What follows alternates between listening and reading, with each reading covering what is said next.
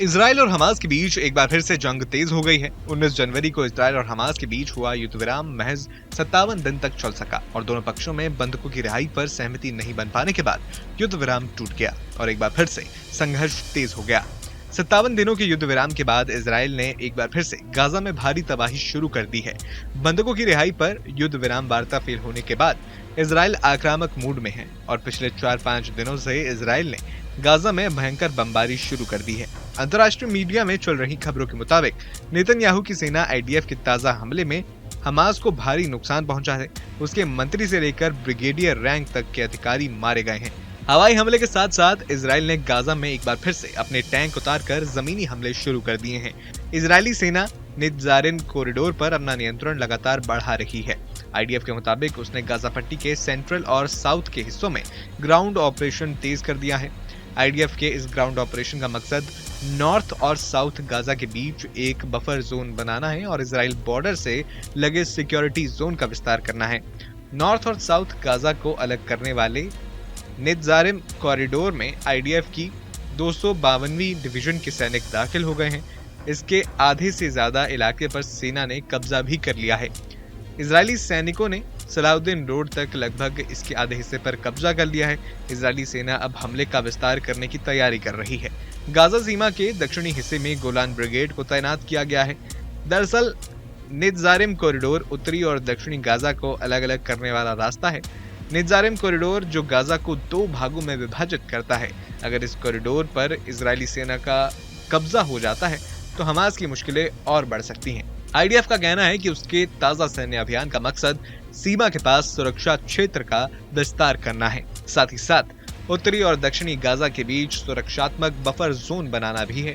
इसी बीच रक्षा मंत्री काटेज ने एक बार फिर कहा कि अगर हमास उसके बंधकों को नहीं लौटाता है तो उसे पूरी तरह से बर्बाद कर दिया जाएगा।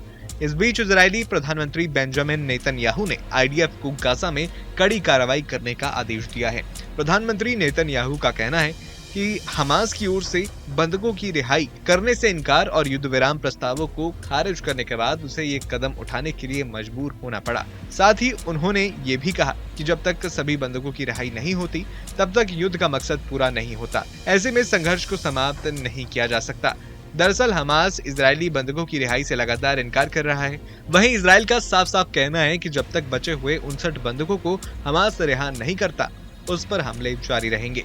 गौरतलब है कि बंधकों की रिहाई के बिना इजरायली प्रधानमंत्री नेतन्याहू हमास को किसी भी सूरत में छोड़ने के मूड में नहीं है। बंधकों की रिहाई के लिए दबाव बनाने के लिए पीएम नेतन्याहू ने हमले को तेज करने का आदेश दिया है। इसके बाद इजरायली सेना यानी आईडीएफ ने दक्षिण और मध्य गाजा हवाई हमलों के साथ फिर से जमीनी अभियान शुरू कर दिया है। इससे एक दिन पहले इजरायली हवाई हमलों के 48 के करीब फिलिस्तीनी मारे गए। रक्षा मंत्री इजराइल काटेज ने चेतावनी दी कि अगर गाजा में बंधकों को रिहा नहीं किया गया तो इजराइल इतनी तीव्रता से कार्रवाई करेगा जो आपने पहले कभी नहीं देखी होगी। अंतर्राष्ट्रीय मीडिया में चल रही खबरों के मुताबिक पिछले 3 दिनों के इजरायली हमले में गाजा में 500 से ज्यादा लोग मारे जा चुके हैं। आपको बता दें कि 7 अक्टूबर 2023 को हमास ने इजराइल पर हमला किया था जिसमें करीब 1200 लोग मारे गए थे। 251 लोगों को बंधक बना लिया गया था। इसके बाद इजराइल ने हमास की सफाई के लिए गाजा में सैन्य अभियान चला रखा था। 15 महीने तक जारी रहे इस अभियान में गाजा में 48,000 से ज्यादा फिलिस्तीनी मारे गए। गत जनवरी में इजराइल और हमास के बीच 6 सप्ताह के लिए युद्ध विराम और बंधकों की रिहाई के लिए समझौता हुआ था। हमास के कब्जे में अब भी 59 बंधक हैं। फिलहाल आपका इस वीडियो पर क्या कहना है हमें कमेंट बॉक्स में जरूर बताएं। न्यूज नेशन अब व्हाट्सएप पर खबरों की ताजा अपडेट के लिए न्यूज नेशन के इस क्यूआर कोड को स्कैन करें।